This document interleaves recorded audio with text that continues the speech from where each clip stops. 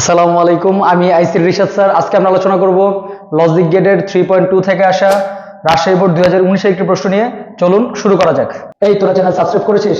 দ্রুত channel subscribe কর। 2025 এর সকল বোর্ডের কোশ্চেন নিয়ে যা, সকল বোর্ডের কোশ্চেন। তো আমরা যদি এখানে আমাদের প্রথমে কোশ্চেনটা দেখি, এখানে যদি আমরা উদ্দীপক খেয়াল করি, এই উদ্দীপকে মূলত একটা সার্কিট দেওয়া আছে, লজিক গেট দেওয়া আছে, যেখানে মূলত কয়েকটা নট গেট দেওয়া আছে, নর গেট দেওয়া আছে, ন্যান্ড গেট এবং নর গেট দেওয়া আছে। এবং এই সৃজনশীলটার খ নাম্বার প্রশ্নে বলছে, এখানে যে খ নাম্বার বলছে, এখানে বলছে f equal to a bar plus b plus ac plus bc, অর্থাৎ এই একটা মান দিয়ে বলছে, এটা সরলীকৃত মান নির্ণয় করতে বলছে। অর্থাৎ এর একটা ভ্যালু দেওয়া আছে। যদি আমরা এটা খেয়াল করি, যদি খ নাম্বার কোশ্চেনটা আমরা সলভ করতে যাই, সেই ক্ষেত্রে আমাদের এখানে একটা ভ্যালু দেওয়া আছে, সেখানে কত দেওয়া আছে? a bar b plus ac plus b c, এরকম একটা ভ্যালু দেওয়া আছে। এখন যদি দেখি এটা সরল করবো, এখন সরলের ক্ষেত্রে আমরা মেইনলি জানি কমন নেওয়া অথবা ডি মর্গানস ল অ্যাপ্লাই অথবা মৌলিক উপপাদ্য অ্যাপ্লাই করা। বাট আমরা যদি খেয়াল করি, এখানে এরকম কমন বা মৌলিক উপপাদ্য বা এরকম কোনো কাজই নেই। আমরা যদি খেয়াল করি, এখানে বি কমন, যে সেই ক্ষেত্রে থাকবে আমাদের এ বার প্লাস সি, অথবা এখানে সি কমন হলে এ প্লাস বি, যেটা কোনো মৌলিক উপপাদ্য যায় না। অর্থাৎ এই ক্ষেত্রে আমাদের ম্যাথটা মোস্টলি সিম্পলিফাইড হয় না। বাট সেই ক্ষেত্রে আমরা যদি খেয়াল করি, এখানে চাইলে আমরা একটা উপপাদ্য অ্যাপ্লাই বা এখানে একটা কনসেপ্ট নিয়ে আসতে পারি। যেহেতু এখানে একটা এ আছে চলক এবং তার একটা পূরক মান আছে, এই ক্ষেত্রে যেহেতু এ নাই, তাই সেই ক্ষেত্রে আমরা এখানে একটা ঘটনা ঘটাতে পারি, সেটা হচ্ছে কি এসি প্লাস বিসি। এবং এই পদটার সাথে আমরা, যেহেতু এখানে বাকি দুইটা পদের সাথে এই পদের কোনো মিল নাই, তাই এইটাকে মিল করার জন্য এখানে এ আর এ বারের মতো একটা চলক নিয়ে আসতে পারি। আমরা জানি এ প্লাস এ বার, এটা সমান সমান কত পেতে পারি আমরা? নরমালি 1। আমরা যদি খেয়াল করি যে এ প্লাস এ বারে যদি আমাদের 1 হয়, তাহলে সেই ক্ষেত্রে এই 1 এর সাথে আবার কোনো কিছু গুণ করলে, অর্থাৎ এ ডট 1 করলে সেই ক্ষেত্রে আবার এ পাওয়া যায়। অর্থাৎ সেই ক্ষেত্রে আমাদের মানের কোনো ধরনের পরিবর্তন ঘটে না, এই ভ্যালুটা এবং এই ভ্যালুটা সম্পূর্ণটা একই ভাবে থাকে। তো সেই ক্ষেত্রে আমরা এখানে কি করছি, এই পদের সাথে এ বার এবং এই চলকটাকে আমি আলাদা করে নিয়ে যোগ করে দিছি। সেই ক্ষেত্রে এই পদের সাথে বাকি দুই পদের একটা সম্পর্ক তৈরি হবে। এখন যদি আমরা খেয়াল করি, এখানে যদি আমরা গুণ করি, তাহলে গুণের ক্ষেত্রে আমরা কি পাবো? এখানে A bar B plus AC plus, এখানে যদি গুণ করে আসবে A B C plus A bar B into C.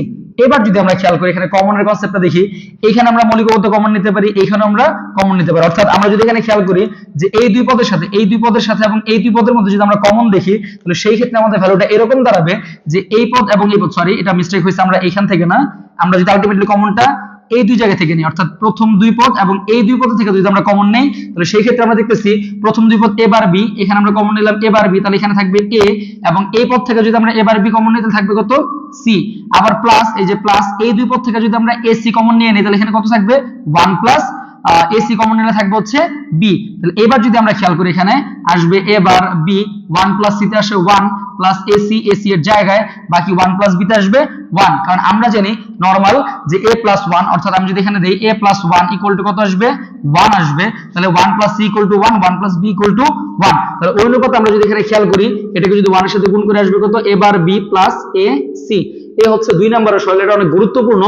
Most of the সময় বোর্ডের কোশ্চেনগুলোতে এই ধরনের সরল দেয় এবং এটার সরলকৃত মান নির্ণয় করতে বলে। তো আশা করি সবাই বুঝতে পারছো। এবার যদি খেয়াল করি আমাদের এই সৃজনশীলের গ নাম্বার প্রশ্নটা, এখানে গ নাম্বার কোশ্চেনে এরকম বলা হয়েছে যে উদ্দীপকের y এর সরলকৃত মান নির্ণয় করো। তো আমি গত ক্লাসের মতো আরেকবার দেখতেছি যে এখানে আমাদের যেহেতু সরল দেওয়া আছে বা সার্কিট দেওয়া আছে, এই সার্কিট থেকে আমরা y এর মান নির্ণয় করব। তো আমি এটাকে নিচে আরেকবার ড্র না করে আমি ডাইরেক্ট এইখান থেকে আমরা মানটা বের করতেছি। যেমন এখানে প্রথমে আছে নট গেট, নট গেটের মধ্যে m ইনপুট করা হয়েছে, তার মানে এখানে আসবে m বার, এখানে আসবে কত? r বার, একই সাথে এখানে আসবে কি? s বার। এবার যদি খেয়াল করি, আমাদের যে দ্বিতীয় গেট আছে, এখানে ইনপুট করা হয়েছে m r এবং s, তাহলে সেই ক্ষেত্রে ইনপুট পাবো m r এবং s। অর মানে আমরা জানি যোগ করা এবং নট মানে আমরা জানি পূরক করা। এবার যদি আমরা খেয়াল করি দ্বিতীয় পদে কি দেওয়া আছে? m bar r bar s বার, তার মানে এখানে কি আসবে? m বার r বার এবং s বার। এন্ড মানে জানি আমরা গুণ করা আর নট মানে জানি আমরা পূরক করা, যেহেতু এটা ন্যান্ড গেট ছিল। এবার যদি খেয়াল করি, পরবর্তী একটা নট গেট দেওয়া আছে, নট গেট ইনপুট দেওয়া হয়েছে m plus r plus s whole bar, আর এই নটের ভিতরে ঢোকার কারণে এখানে আরেকটা অতিরিক্ত বার চলে আসবে। এবার এই দুইটা পদকে নর গেটে প্রবাহিত করেছে, তাহলে সেই ক্ষেত্রে y সমান সমান পাবো m plus r plus s double bar, এবং এখানে দ্বিতীয় যেটা আছে m bar r bar s bar whole bar. Or মানে আমরা জানি যোগ করা, নট মানে আমরা জানি পূরক করা। এই হচ্ছে আমাদের সরলের কনসেপ্ট। এবার যদি আমরা দেখি যে আমরা y 3 নম্বর প্রশ্ন সলভ করার জন্য আমরা y এর ভ্যালু কত পাইছি? আমরা m plus r plus s double bar plus m bar r bar s bar whole bar and whole bar. এবার যদি আমরা খেয়াল করি, এখানে ঠিক আছে, এবার যদি আমরা এখানে খেয়াল করি যে আমরা এই পদটার ক্ষেত্রে কি করতে পারি? এখানে বারটাকে ভেঙে দিতে পারি। তো এখানে যদি আমরা বারটা ভেঙে দিই, তাহলে সেই ক্ষেত্রে আলটিমেটলি আমাদের পদটা আসবে কত? যে m plus r plus s, তিনটা বার হয়ে যাবে এখানে এবং এখানে আসবে কত এম বার আর বার এস বার, এখানে চলে আসবে ডাবল বার, ছিল প্লাস হয়ে যাবে এটা গুণ। সেই ক্ষেত্রে যদি আমরা খেয়াল করি এখানে যে আলটিমেটলি আমাদের রেজাল্টের ক্ষেত্রে কি আসবে, এখানে আমরা সমান সমান বারে কাটতে পারি, যেহেতু আমরা জানি এ ডাবল বার সমান সমান কত আসে, এ আসে, তার মানে বারে বারে কেটে দিলে এখানে থাকবে এম প্লাস আর প্লাস এস বার, এবং এখানে যদি আমরা খেয়াল করি বারে বারে কেটে দিতে থাকবে কত এম বার আর বার এস বার। এবার যদি দেখি আমরা এই বারটাকে যদি ভেঙে দিই তাহলে এখানে আসবে কত এম বার আর বার এস বার, মধ্যবর্তী সম্পর্ক গুণ হয়ে যাবে, এইটাও থাকবে এম বার আর বার এস বার, এইটাও গুণ হয়ে গেছে। এবার যদি দুইটা পদকে গুণ করি আমরা জানি এ ডট এ সমান সমান এ হয়, তার মানে এম বার আর বার এস বার এবং এম বার আর বার এস বার এই দুইটাকে যদি আমরা গুণ করি তাহলে রেজাল্ট আসবে কত এম বার আর বার এস বার। তো এই হচ্ছে আমাদের 3 নাম্বার y এর সরলীকৃত মান। তোমাদের অনেক টেস্ট পেপারগুলোতে আবার এই জিনিসটাকে এইভাবে লেখা হয় m প্লাস আর প্লাস এস হোল বার, এই লাইন এবং এই লাইন বোথ আর সেম, কারণ আমরা জানি যে মৌলিক উপপাদ্য অনুযায়ী আমরা জানি সরি ডি মর্গানস ল অনুযায়ী আমরা জানি যে a plus b whole bar সমান সমান হয় a bar into b bar. তো সেম কনসেপ্ট আমরা বলতে পারি যে এইটা সমান সমান যদি এটা বলা যায় অর্থাৎ বার ভাঙলে যদি মধ্যবর্তী চিহ্ন উল্টে যায় তাহলে সেই ক্ষেত্রে আমরা যদি দুইটা বারকে একত্র করে দেই তাহলে সেই ক্ষেত্রে কি হবে বারটা, অর্থাৎ এই দুই বারকে যদি একত্র করে দেই তাহলে সেই ক্ষেত্রে মধ্যবর্তী চিহ্ন উল্টে যাবে, বারটা কারেক্ট হয়ে যাবে, অর্থাৎ এই জিনিসটা এখানে অ্যাপ্লাই করা হয়েছে। তো আশা করি সবাই বুঝতে পারছো। এই ছিল তোমার 3 নাম্বার। তাহলে 3 নাম্বার আমরা কত পেয়েছি এম বার আর বার এস বার, এবং এই মানটাকে কোন গেট দিয়ে বাস্তবায়ন করতে বলছে NAND গেট দিয়ে 4 নাম্বার কোশ্চেনে। তাহলে আমরা যদি এখানে খেয়াল করি আমাদের 4 নাম্বার কোশ্চেনটা সলভ করার জন্য, অর্থাৎ এখানে যদি আমরা দেখি 4 নাম্বার যেটা বলছে ঘ যে y এর সরলীকৃত মানকে NAND দিয়ে বাস্তবায়ন করতে, আমরা y এর সরলীকৃত মানটা গণম হতে কত পাইছিলাম যে m bar r bar s বার, অনেকে আবার এটাকে ওই যে m plus r plus s whole bar, আমি এইটার চেয়ে এটাকে এখানে প্রিফার করি, কারণ NAND এর কাজ যেহেতু গুণ আর পূরক করে তো এখানে গুণ এবং পূরক দুইটি আছে, তো এইখানে তো যাওয়ার কোনো প্রশ্ন নাই। বাট তোমাদের টেস্ট পেপারগুলোতে এইভাবে সলভ দিচ্ছে, এটার কোনো প্রয়োজনই নেই, তোমরা নরমালি এখান থেকে সলভ করতে পারো। যেহেতু আমাদের এখানে 3 চলক আছে NAND দিয়ে বাস্তবায়ন করতে বলছে, আমরা জানি NAND গেট হচ্ছে এরকম একটা গেট যেখানে আমরা ইনপুট করতে পারি 2 বা ততোধিক, আউটপুট পাই একটা, অর্থাৎ a আর b ইনপুট করলে আউটপুট পাওয়া যায় ab হোল বার, তার মানে গুণ এবং পূরকের কাজ চলতেছে। সেই ক্ষেত্রে চলক যেহেতু আমার 3টা দেওয়া আছে, তাই 3টার জন্য আমরা 3টে স্ট্যাম্প ক্রিয়েট করলাম m r এবং s।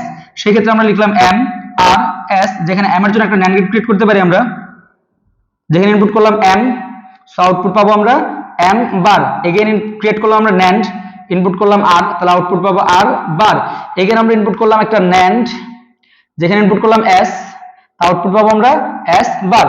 এবার যদি খেয়াল করি এই 3টা পদকে এগেইন NAND গেট ইনপুট করা হয়েছে, তাহলে আমরা দিলাম একটা NAND গেট যেখানে কি আছে m bar r bar s বার, সো এখানে ইনপুট হিসেবে দিলাম m বার r বার এবং s বার, তাহলে আউটপুট পাবো m bar r bar s bar, and মানে হচ্ছে গুণ আর নট মানে হচ্ছে পূরক করা। যেহেতু এখানে একটা অতিরিক্ত বার চলে আসছে আর এখানে যদি বার নাই, তাই আমরা কি করতে পারি বারটাকে সরানোর জন্য একটা NAND গেট ক্রিয়েট করলাম, এবং যেই NAND গেটের ভিতরে একই ইনপুট দুইবার দিয়ে দিলে সেক্ষেত্রে আউটপুট কি হবে উপরের দুইটা বারের জায়গায় এখানে একাধিক বার চলে আসবে। অ্যাকচুয়ালি একাধিক বার বলতে বোঝানো হয় আমি যদি এটাকে দুইবার ইনপুট করি তাহলে আউটপুট এটাকে আমরা দুইবার পাবো m বার r বার এবং s bar whole bar, and মানে গুণ, ডিম মানে বার, আমরা জানি দুইটা সেম সেম পদ, অর্থাৎ a এবং a দুইটা পদকে গুণ করলে পাওয়া যায় a, তার মানে এই দুইটা পদ মিলে একটা আউটপুট পাওয়া যাবে, that was m bar r bar s bar whole bar উপরের বার, এটাকে আমি বারবার ডাইরেক্ট বলি যে ডাবল বার চলে আসে, সো বারবার কেটে দিলে কি আসবে m bar r bar s বার। এই হচ্ছে আমাদের লজিক, অর্থাৎ আমরা কিভাবে NAND এর মাধ্যমে আমরা কি করছি y এর যে মান পেয়েছি এই মানটাকে বাস্তবায়ন করছি। তো আশা করি সবাই বুঝতে পারছো। এরপর যদি কারো কোনো বুঝতে প্রবলেম থাকে সেই ক্ষেত্রে আমাদের ভিডিওটাকে রিক্যাপ করে দেখে নিতে পারো, আর আমাদের পরবর্তী ভিডিওগুলো পাওয়ার জন্য চ্যানেলটাকে লাইক দিয়ে সাবস্ক্রাইব করে পাশে থাকুন। ধন্যবাদ।